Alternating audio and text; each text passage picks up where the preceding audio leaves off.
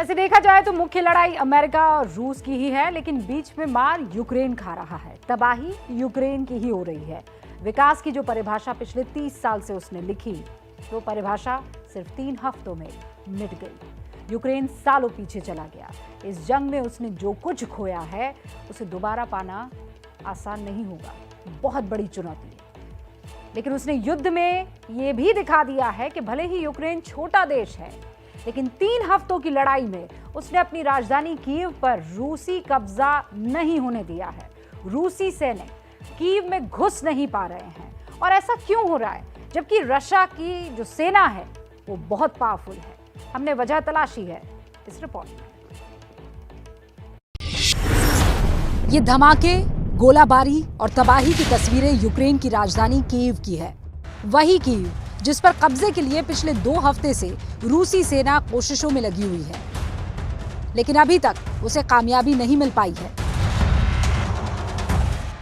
Kyiv के apartment की ये हालत रूसी सेना के एक रॉकेट हमले के बाद हुई है।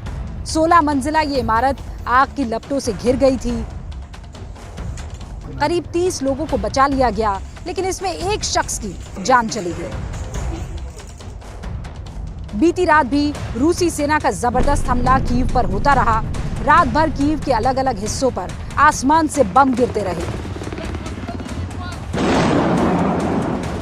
सवाल यह है कि आखिर 2 हफ्तों से कीव को सैकड़ों टैंक, हजारों जवानों और दूसरे भारी हथियारों की मदद से रूस ने घेर रखा है, लेकिन अभी तक उस पर कब्जा क्यों नहीं कर पाए?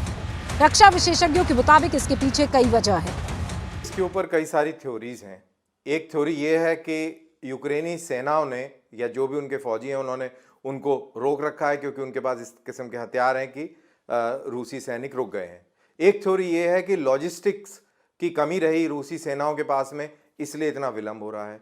और तीसरी स्टोरी ये है कि रूस जो है उसका प्लान का हिस्सा ही नहीं था शहरों को कब्जा करने का।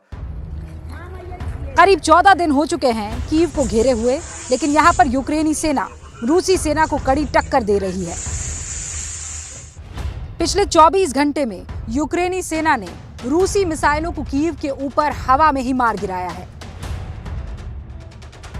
दरअसल कीव पर कब्जे की लड़ाई दूसरे इलाकों में चल रही लड़ाइयों से बिल्कुल अलग है।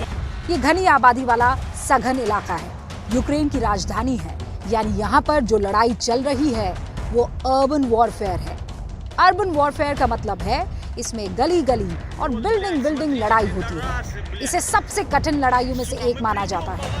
ऐसे में सवाल यह है कि रूसी सेना अर्बन वॉरफेयर में कमजोर तो नहीं है? रूसी सैनिक नहीं चाहते, या रूस के जो शीर्ष के नेता हैं वो नहीं चाहते कि यूक्रेनियों के साथ में गुत्थम गुत्था की लड़ाई लड़ी जाए, क्योंकि देखा जाए तो चाहे वो रूसी हो या यूक्रेनी हो, ये एक ही समुदाय है। सैकड़ों रूसी टैंक कीव में घुसने की कोशिश कर रहे हैं, लेकिन यूक्रेनी सेना उन्हें घुसने नहीं दे रही। जबरदस्त हमला कर उन्हें पीछे हटने पर मजबूर कर देती है। रूसी सेना के टैंकों के खिलाफ इस्तेमाल हो रहे ये हथियार रूसी टैंकों के लिए किसी बुरे सपने जैसे साबित हो रहे हैं। नेटो द्वारा सप्लाइड एंटी टैंक मिसाइल्स हैं, anti aircraft shoulder fired missiles हैं, और इस तरीके के हथियार बहुत बड़ी तादाद में यूक्रेनी सेनाओं को प्रोवाइड करे गए हैं, जिसकी वजह से आप ये कह सकते हैं कि रूसी सेनाओं के ऊपर भारी नुकसान पहुंचाने में यूक्रेनी सैनिक सफल हुए हैं। अभी अमेरिका और दूसरे देशों ने फिर से एंटी टैंक वेपन्स यूक्रेन तक पहुंचाने की बात कही है। इसका मतलब ये हुआ कि अगर ऐसा ही चलता रहा तो कीव पर कब्जा करना रूसी सैनिकों के लिए और ज्यादा मुश्किल होने वाला है।